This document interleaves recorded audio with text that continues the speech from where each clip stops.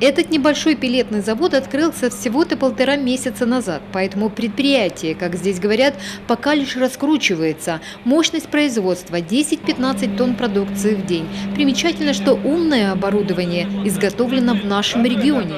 Конечно, это очень хорошая идея. Мы очень много денег вложили, чтобы избавиться от этих отходов древесины.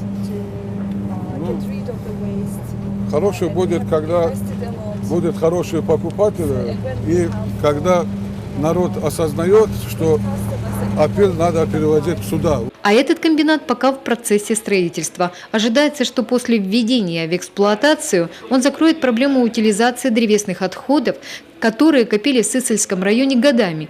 Сама компания лесозаготовкой занимается тоже давно, поэтому тут прекрасно понимает, насколько этот вопрос отходов острый. На сегодняшний день вот те мощности, которые у нас установлены, они позволяют перерабатывать 100% отходов лесопиления от нашего производства. В случае, если будет заинтересованность и народ, скажем так, местные небольшие производители повезут отходы от собственного лесопиления к нам на участок переработки, мы готовы принять все 100% отходов лесопиления местных небольших производителей. В год комбинат планирует выпускать 15 тысяч тонн прессованного топлива. И сегодня один стратегический клиент, кстати, уже есть. Всю продукцию готовы скупать тепловики. Разумеется, когда завод заработает на полную мощь, но это через год. В настоящий момент линия находится в стадии монтажа. На конец октября, то есть на третью декаду, у нас намечены пусконаладочные работы.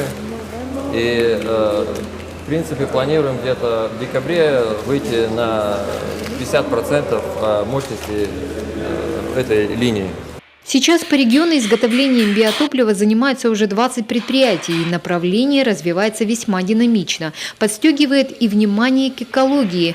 В рамках проектов биоэнергетики 56 кочегарок теперь работают только на пеллетах и брикетах. К 2020 году их будет на 40 больше. А еще это выгодно потребителям. Как пример, детский садик поселка Первомайский. Автономная котельная здесь топится пеллетами. За тепло приходится платить почти в 2 раза меньше, чем потребителям центральной котельной.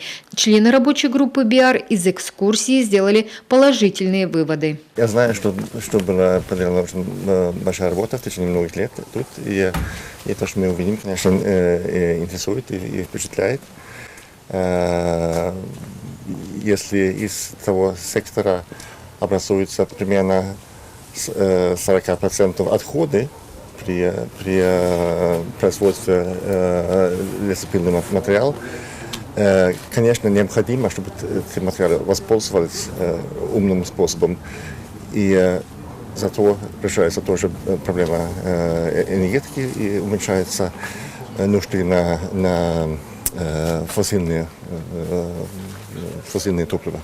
Сегодня уже можно сказать, что еще одну экологическую проблему из списка так называемых горячих точек Баренц-региона вычеркнут. По словам членов рабочей группы, этот вопрос ближайшего месяца.